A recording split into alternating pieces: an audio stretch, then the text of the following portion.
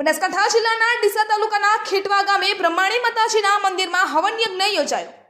ચૈત્ર મહિનો શરૂ થતાં જ દેવી દેવતાઓના મંદિરોમાં ભક્તો ઉમટી પડ્યા છે અને લોકો દેવી દેવતાઓના આશીર્વાદ લેવા હવન યજ્ઞ યોજી દેવોના આશીર્વાદ લેતા હોય છે।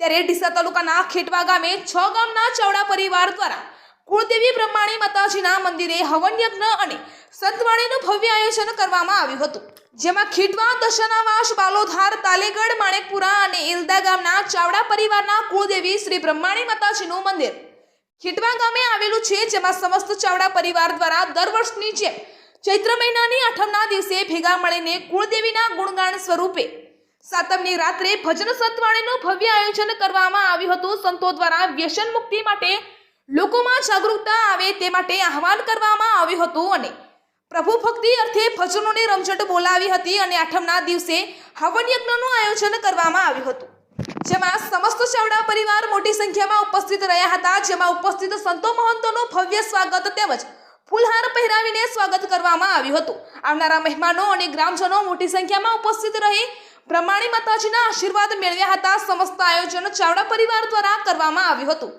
આજુબાજુના વિસ્તારોમાંથી મોટી સંખ્યામાં લોકો ઉપસ્થિત રહી માતાજીના દર્શન કરી ધન્યતા અનુભવી હતી।